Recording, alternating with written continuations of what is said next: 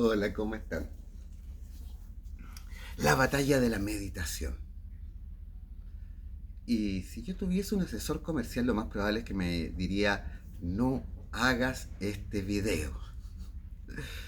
Porque hay como todo ya un estilo de marketing instalado en el negocio de la espiritualidad, donde te lo venden todo como un mundo de Bills y Pap, como todo muy bonito, como todo muy felicidad instantánea, y que siempre tiene como un aire de evasión, como lo que te describen más que nada es una suerte de droga. Así como que tú vives flotando y te olvidas de tus responsabilidades y de la noche a la mañana tus preocupaciones y tus miedos desaparecen. Pero yo digo que esto de afrontar la magia como realidad pura y dura, porque solamente en la realidad es donde se manifiesta la magia, me hace caer en un exceso de sinceridad que quizás es lo único que puedo hacer. Y la verdad es que lo que hoy denominamos meditación es de los ejercicios más difíciles que uno puede proponerse llevar a cabo. Y en realidad es una batalla. Es una batalla contra uno mismo. Y exige un montón de cosas que uno se demora un poco en ver el resultado efectivo. Hay algunos beneficios iniciales, sí, que los voy a comentar. Pero es después de cierto tiempo que uno empieza a darse cuenta de las transformaciones que va causando principalmente en la forma de afrontar la propia vida.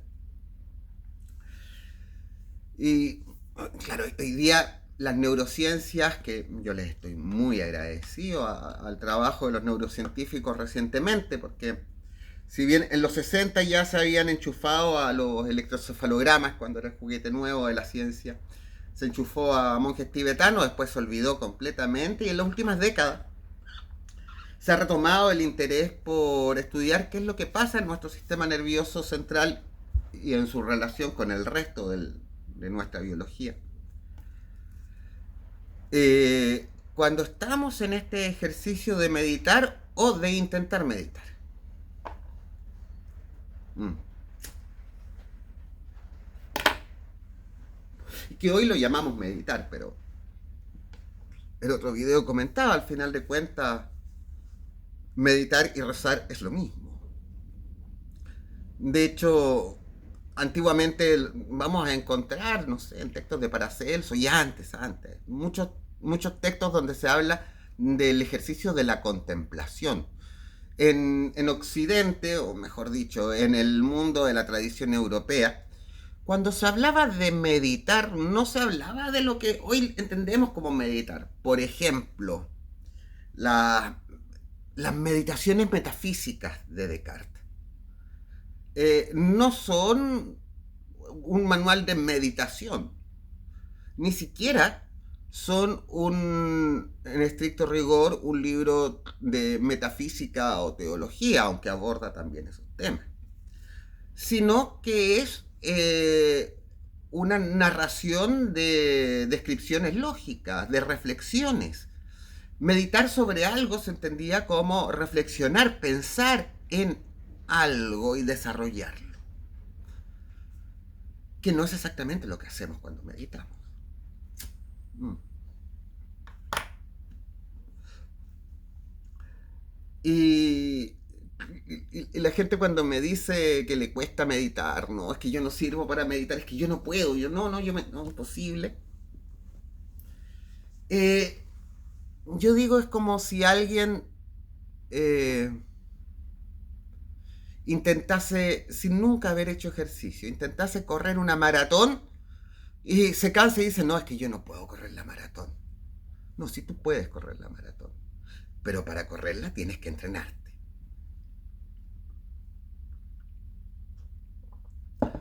Y sabemos también que el ejercicio físico es un desafío, exige constancia, disciplina, y que vamos teniendo cierto rechazo a mantener el hábito de realizar el ejercicio físico.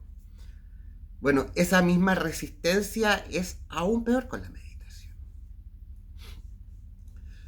Porque, y soy muy agradecido de las neurociencias hoy en día, que nos pueden explicar bien lo que pasa y que son cosas que uno intuía, que uno también las entendía a partir de las alegorías y las explicaciones metafísicas de los maestros de la India y todos los que han enseñado esto al occidente.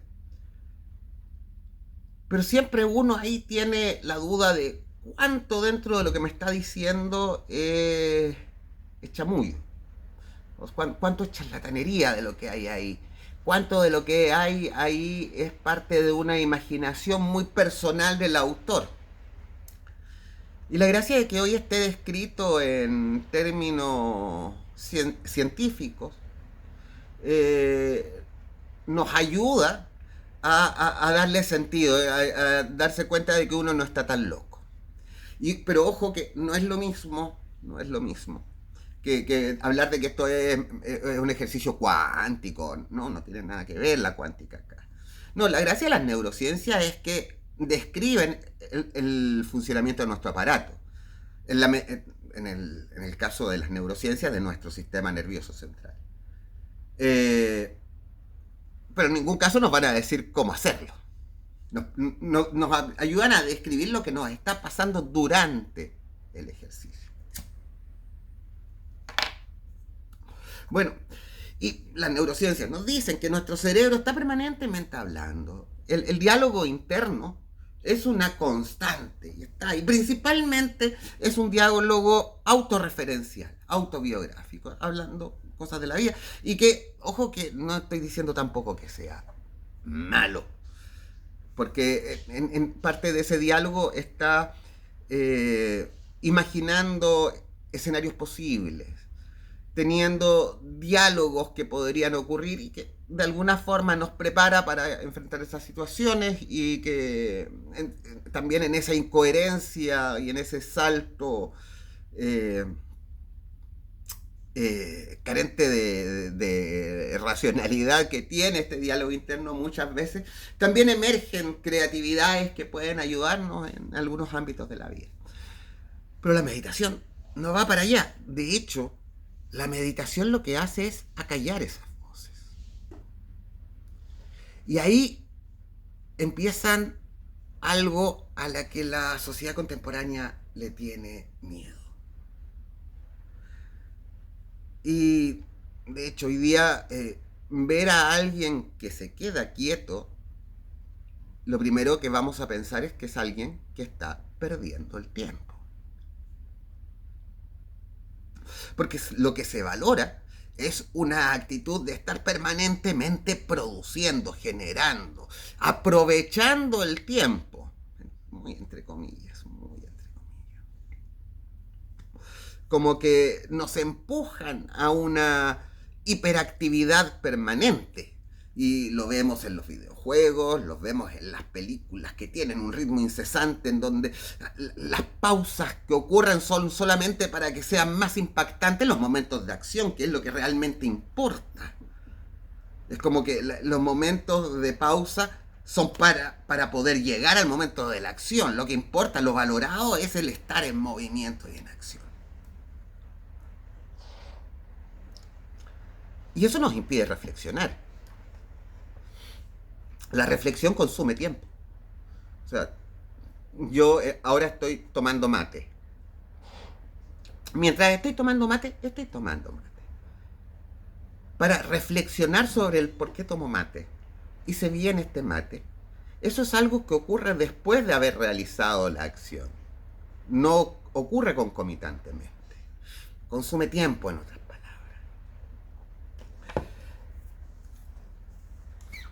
Sentarse a meditar conlleva una serie de pasos, un entrenamiento escalonado de una serie de cosas a las que no estamos acostumbrados y que no son valoradas por la sociedad. Por lo tanto, tenemos de partida un rechazo a llevarlo a cabo. ¿Por qué? A diferencia del ejercicio físico, tenemos instaladas culturalmente cosas que lo hacen valorable, ya sea por temas de salud o por temas estéticos. Quiero verme bien, quiero ponerme el traje de baño en el verano, etc.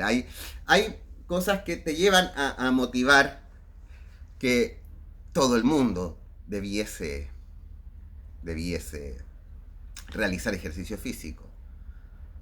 Pero meditar, que vendría a ser el ejercicio, el equivalente a hacer ejercicio mental, o mejor dicho, ejercicio espiritual, no encontramos en esta sociedad motivaciones que nos justifiquen el hecho de dedicarle el tiempo y el esfuerzo que requiere.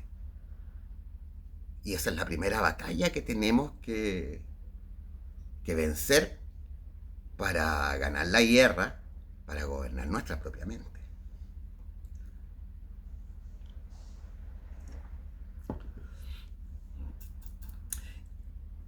Quizás el primer beneficio que sí se puede ver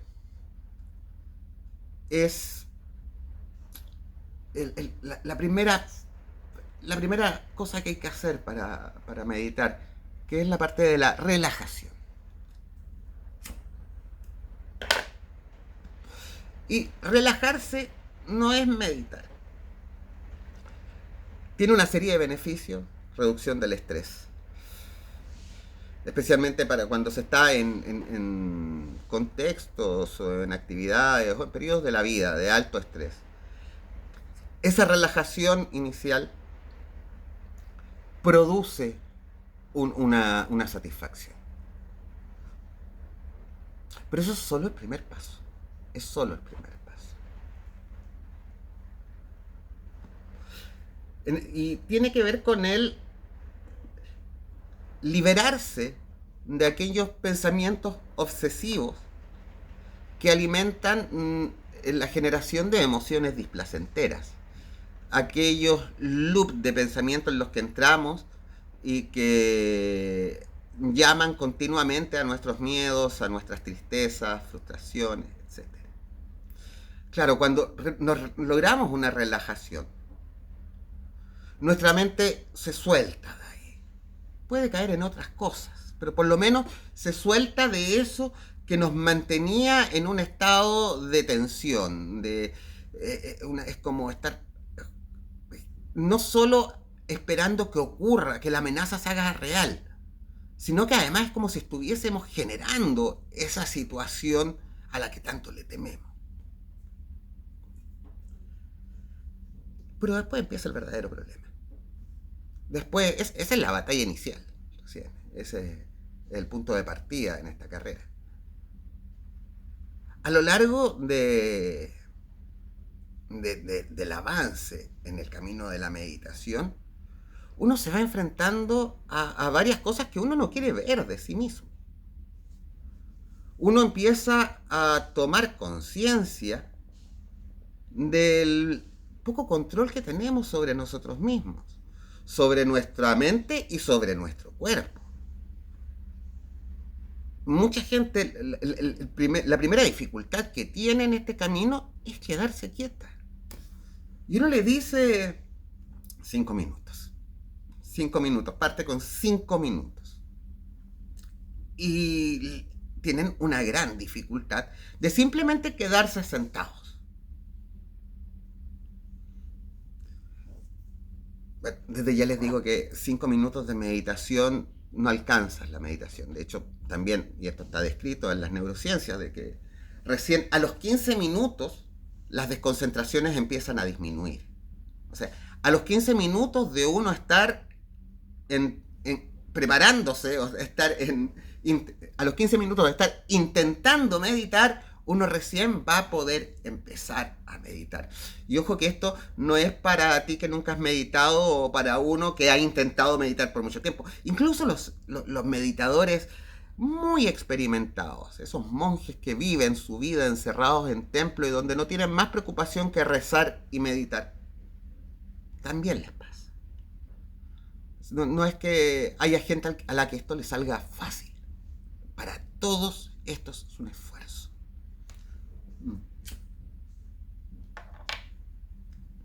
De hecho, siempre porque en este mundo, este mundillo de lo espiritual, hay ciertos seres de luz, de pus, que eh, dicen que a ellos no les cuesta nada.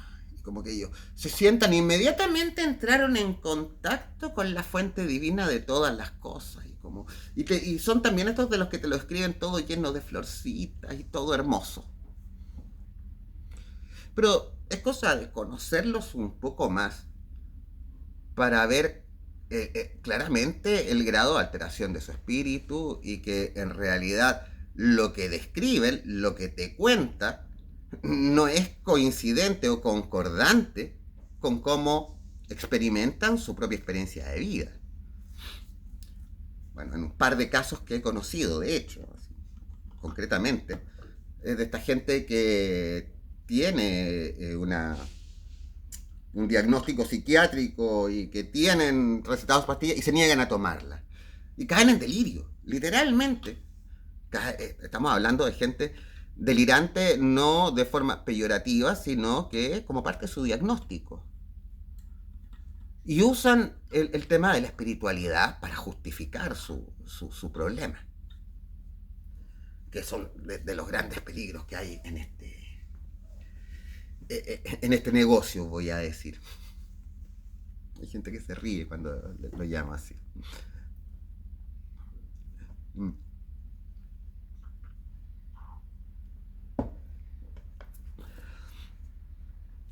O sea, el intentar gobernar tu cuerpo, porque ya, el primer paso es quédate sentado. Pero después el hecho de no solamente quédate sentado, sino que quédate sin mover nada, sin mover la mano, sin mover la lengua. O sea, reducir los movimientos al mínimo. No vamos a poder detener el latido del corazón, ni vamos a poder cortar el flujo respiratorio. En ambos casos terminaríamos muertos. Pero en el ejercicio de dejar quieto todo lo demás, nos empezamos a dar cuenta del poco control que tenemos sobre las partes que sí podemos controlar, los movimientos motores sobre los que tenemos agencia y voluntad. Y nos cuesta controlarlo. Y eso va generando una frustración, porque tú te sientes no dueño de ti mismo.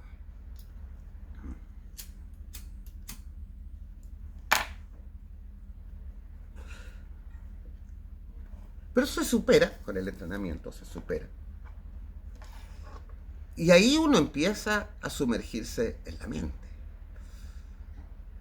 Y ahí empiezan a surgir cosas que la gente no acostumbra a ver de sí mismas. Porque por lo general queremos estar desconcentrados. Queremos estar perdidos en este permanente diálogo mental, para no tomar conciencia de esas cosas que se mantienen en latencia, pero que siempre están ahí. Y que no son inconscientes. No es inconsciente. No, es consciente. Sabemos que están ahí. O al menos intuimos que está ahí. Pero no lo queremos ver. Porque nos da miedo. Hay una parte de nosotros que no nos gusta. Y a la cual le tenemos miedo. Porque ni siquiera tenemos la valentía de hacerle frente. Porque creemos en nuestra autopercepción de inferioridad que no podemos corregirlo. Porque caemos en este papel de víctima de, no, es que yo soy así.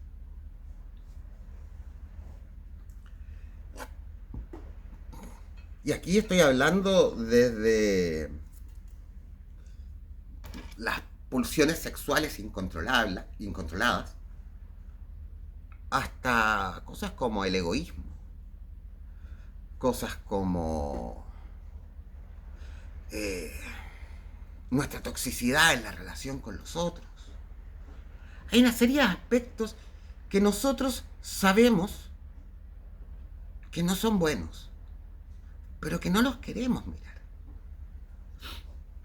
En la primera parte de los ejercicios de meditación, uno empieza a darse cuenta de todos aquellos pensamientos que emergen en nuestra mente sin que nosotros se lo pidamos. Por, Swami Vivekananda, si mal no recuerdo, era quien decía, o sea, ¿cómo vamos a dominar la mente si ni siquiera sabemos qué es lo que hace la mente? O sea, el hecho de sentarse a observar lo que la mente piensa sin que nosotros le pidamos ya es un grado de dificultad. Porque ¿qué es lo que le pasa a la gente? Lo que le pasa a la gente, a mí también me ha pasado. Y hay épocas, a la fecha aún, en que todavía me encuentro rezando en las mañanas y me doy cuenta de que me he quedado atrapado en el malestar que me causa una determinada persona. Y esta persona, ¿por qué es así? ¿Por qué me hace? Ah, pero si yo estaba rezando aquí.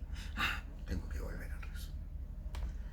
Al principio la gente, cuando está en esto, uno le dice, mira, te vas a sentar, con la espalda recta, sin moverte, todo.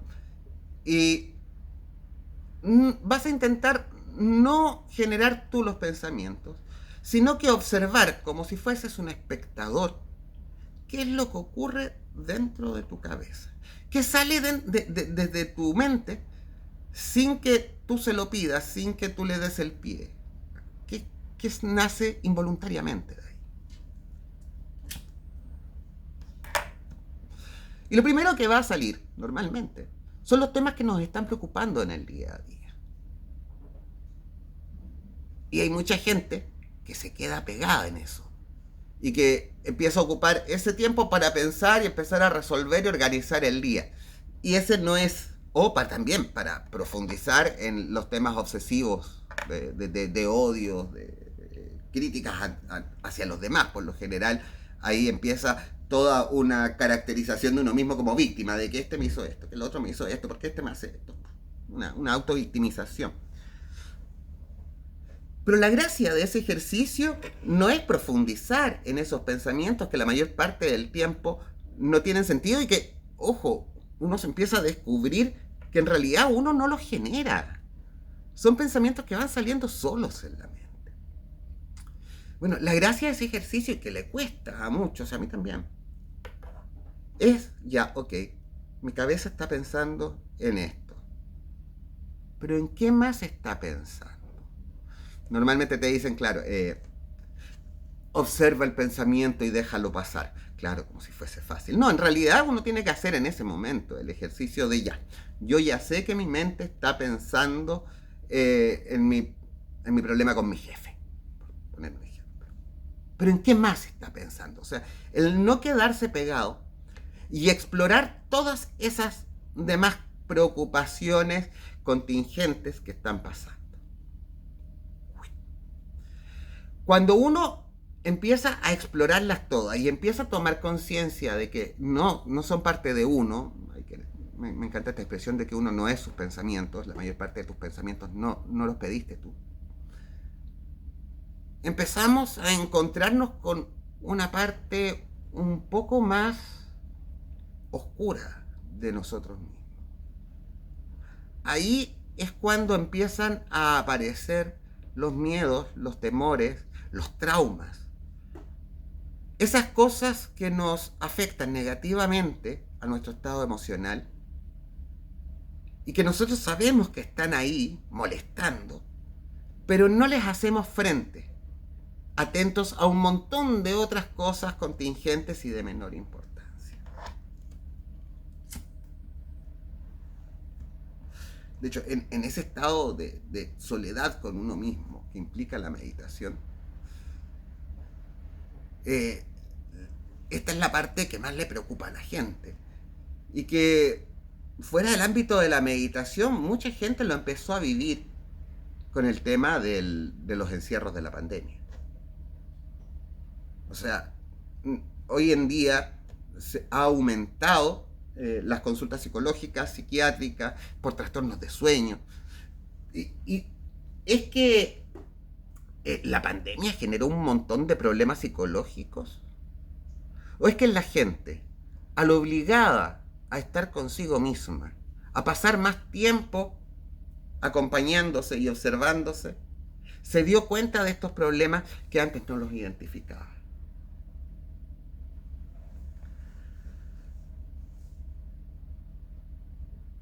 Pucha, es una cosa difícil y que ninguno de nosotros que ha nacido en entornos urbanos con las exigencias propias de la sociedad moderna nos resulta fácil. De ahí que meditar sea tan difícil.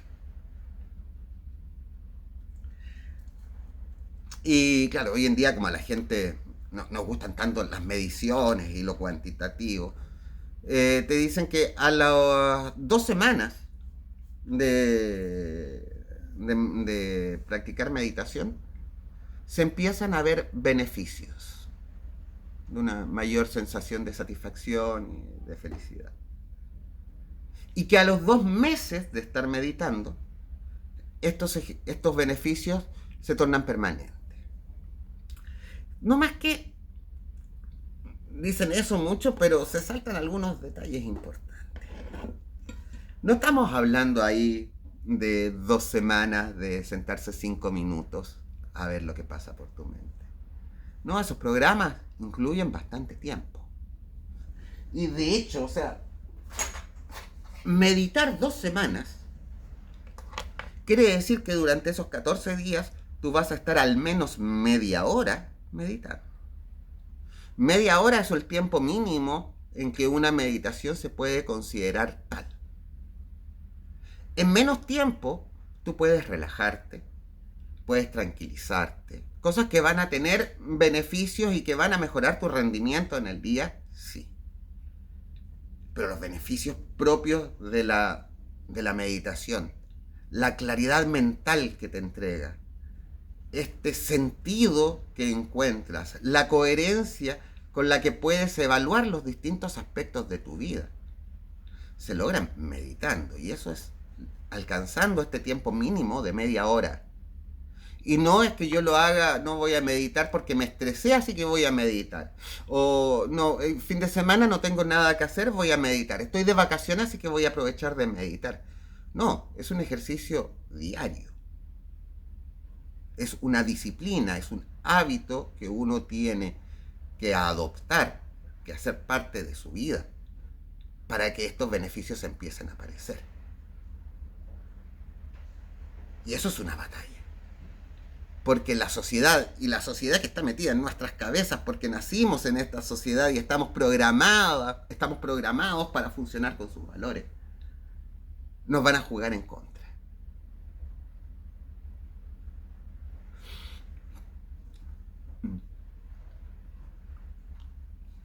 Yo creo haber dicho en algunos videos de que no sé para qué se meten en la magia, que es un camino tan difícil y con tan pocas satisfacciones.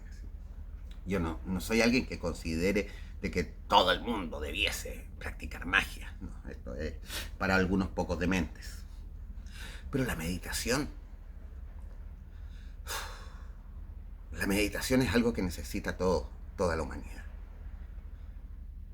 Porque meditando, no solo nos hacemos conscientes de lo que pensamos, permitiéndonos pensar mejor y con ello rendir mejor en las mismas exigencias que nos hace la modernidad, sino que además nos ayuda a tener un mejor control, una mejor gestión, me voy a decir, porque no se pueden controlar, se pueden gestionar, de nuestras emociones.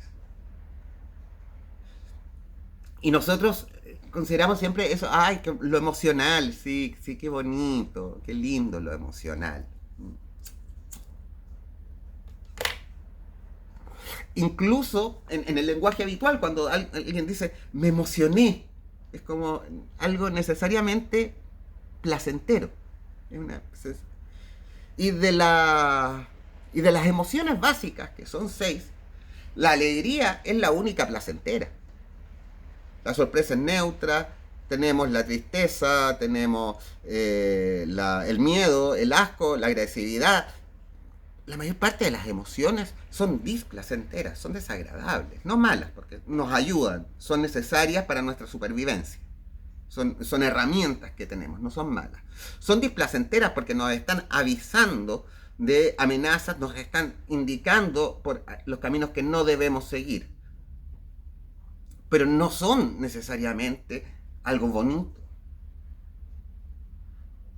Y lo que hacemos normalmente en esta sociedad es negarlas o intentar anularlas, cuando lo que tenemos que hacer es todo lo contrario, aceptarlas, entender que son parte de nosotros y que tienen una función. Es decir, la función resuelve un problema, como cuando uno está en matemáticas, fx, o sea, lo que te resuelve la incógnita. Resuelven un problema, las emociones. Pero si las estamos negando, no vamos a entender cuál es el problema que nos están resolviendo y mucho menos vamos a saber qué hacer para superarlo.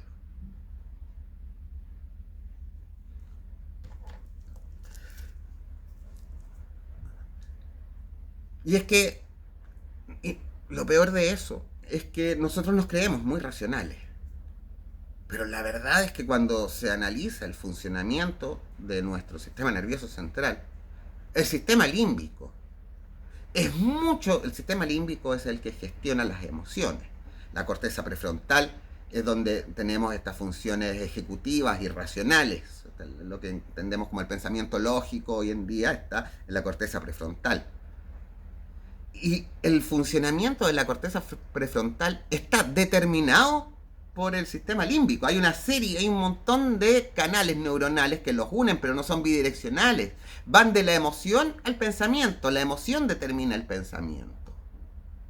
Hay unos poquitos canales que van en dirección inversa. Así que pensar que racionalmente vamos a controlar las emociones es una incoherencia y es una cosa irracional. Es como cuando te pillas a alguien deprimido y le dices, pero si la vida es bonita, pero piénsalo bien, tú piensa en las cosas buenas que tienes, no sirve de nada. Cuando vemos a alguien enojado y le decimos, cálmate. ¿Quién estando en medio de la furia se ha calmado cuando le han dicho cálmate? Más encima te lo dicen en imperativo, así como dándote la orden de calmarte, te enojas más.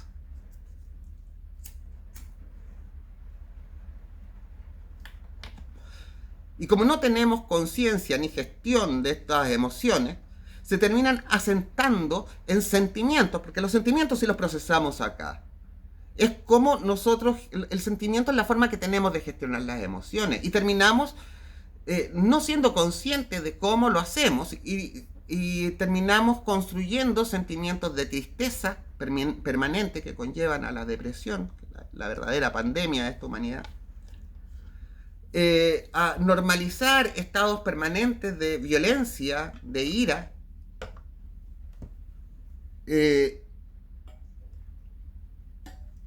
y olvidándonos del otro. Porque también de esta parte más, de la parte emocional, que ojo que es de nuestras partes más primitivas del cerebro, las compartimos incluso con los animales. Y parte de eso es lo que nos hace ser empáticos. Y eso, ser empático no quiere decir entender lo que el otro está sintiendo. Quiere decir sentir lo que el otro está sintiendo. Y eso nos pasa. No es algo que nosotros decidamos hacer. Eso nos pasa natural y biológicamente. Nosotros lo negamos. Negamos nuestra empatía. O sea, no voy a decir voluntariamente porque hemos sido condicionados hacia allá, pero hacemos funcionar nuestra mente para que niegue esta capacidad de sentir al otro. Y al negar eso, lo negamos y podemos violentarlo. Y ahí empieza todos estos conflictos sociales que vemos, que se pueden resumir en el seres humanos dañando a otros seres humanos, que es la máxima negación de la empatía, puesto que si yo natural y biológicamente siento el dolor del otro, causarle dolor a él, me va a causar dolor a mí.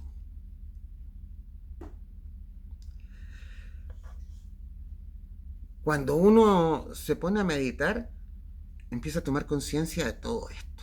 No cuando uno empieza a meditar, esto ocurre después de un tiempo meditando.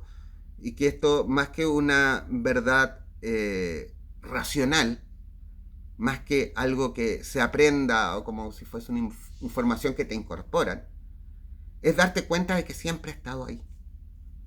Y de que esa es la configuración normal que tú traes biológicamente incluso.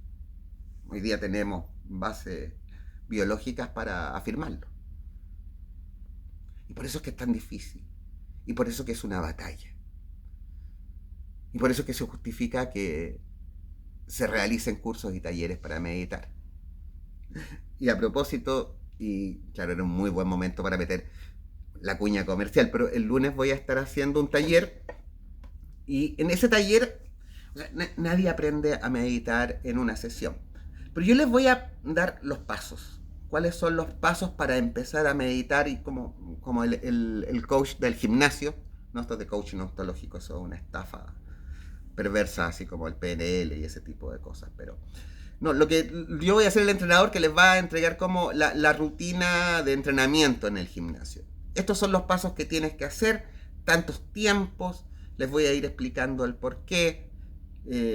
Vamos a ir conversando qué les pasa, porque la mayor parte de la gente que llega a los cursos de meditación es porque ya ha intentado en otros cursos. Yo mismo, yo partí con meditación trascendental, pasé por Zazen, por yoga, Tai Chi, Qigong, pasé por muchas cosas y en el fondo mi práctica de meditación actual tiene que ver con haberme dado cuenta de cuáles eran las cosas comunes que hay en todas estas prácticas.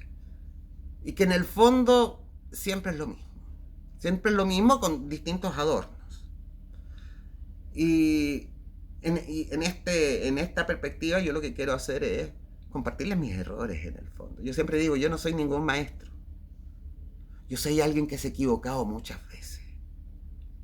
Y espero que no que aprendan de mis errores, sino que les sirvan como un faro. Hay mucha gente que usa la alegoría del faro como es algo que hay que seguir. Y en realidad los faros se colocan en aquellas partes donde los barcos pueden encallar. Los faros son lugares donde hay que alejarse en la navegación porque el terreno es muy bajo.